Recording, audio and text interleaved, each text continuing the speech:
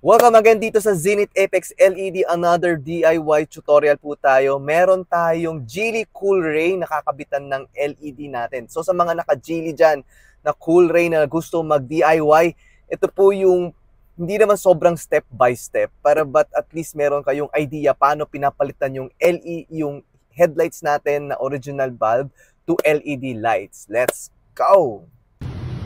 Geely Cool Ray headlight bulb installation, low beam and high beam. Let's go. So first step po is tanggalin po natin yung mga clips na yan. Okay, so kung meron kayong ganitong klaseng tool, mas okay, pero kung wala, flat screw pwede na. Okay, so after natin matanggal yung mga clips na yan, pwede na po natin ma-access or pwede na natin matanggal yung cover ng headlight bulb natin. So pagtanggal nyan is counterclockwise, then matatanggal na po natin yung pinaka bulb niya sa loob. So pagtanggal po ng bulb is counterclockwise din. Din sa procedure po sa pagtanggal niyan, habaan nyo lang po yung pasensya nyo kasi unang-una medyo masikip po sa Geely Cool Ray and yung pagkakabitan din po ng bulb is medyo maliit, so habaan nyo lang po yung pasensya nyo dyan. Alright?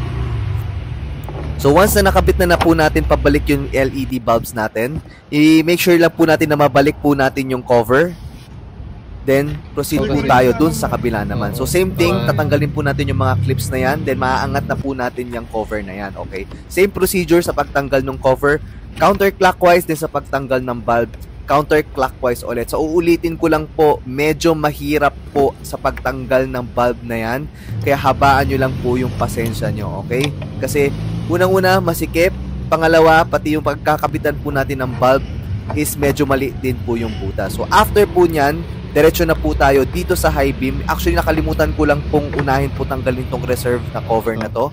So, sa pagtanggal niyan, pipihitin nyo lang yan. Then, pwede nyo na po siyang hugutin pataas. Yan. Para mas mabilis po natin ma-access yung high beam natin dito. Okay. So, sa high beam pala natin, ang size po ng bulb is H7.